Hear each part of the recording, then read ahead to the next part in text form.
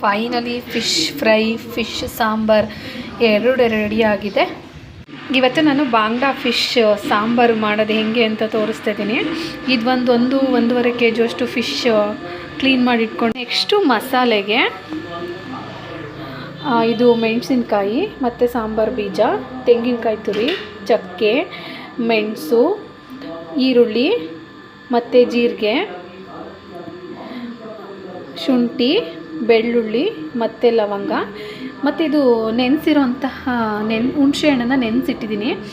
ಈಗ ಇದೆರಡನ್ನು ಗ್ರೈಂಡ್ ಮಾಡ್ಕೊಂಬರ್ತೀನಲ್ಲ, ಆಯಿತಾ. ಮಸಾಲೆನೆಲ್ಲನೂ ರುಬ್ಕೊಬಂದಿದ್ದೀನಿ. ಪ್ಯಾನ್ಗೆ ಸ್ವಲ್ಪ ಎಣ್ಣೆ ಹಾಕ್ತೀನಿ.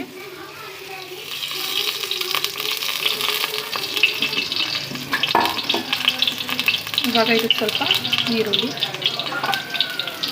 ಇವಾಗ ಇದಕ್ಕೆ ರುಬ್ಬಿಟ್ಕೊಂಡಿರೋ ಮಸಾಲೆನ ಹಾಕ್ತೀನಿ.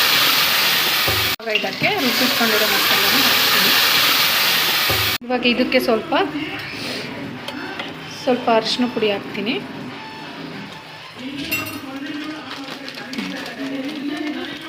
ಸ್ವಲ್ಪ ಉಪ್ಪು ಹಾಕ್ತೀನಿ.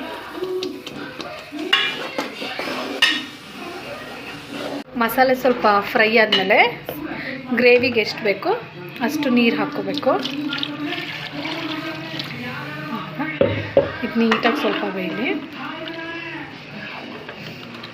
ಇದು ನೀಟಾಗಿ ಸ್ವಲ್ಪ ಇವಾಗ ಬೇಯಲಿ. ಮಸಾಲೆ ಎಲ್ಲ ಚೆನ್ನಾಗಿ ಕುದಿ ಬಂದಿದೆ. ತೋರಿಸಿದ್ನಲ್ಲ ಇಲ್ಲಿ ಫಿಶ್ಶು, ಇದನ್ನು ಕಟ್ ಮಾಡಿ ಇಟ್ಕೊಂಡಿದ್ದೀನಿ. ಇದನ್ನ ಇವಾಗ ಫೈನಲಿ ಫಿಶ್ ಗ್ರೇವಿ ರೆಡಿ ಆಯಿತು.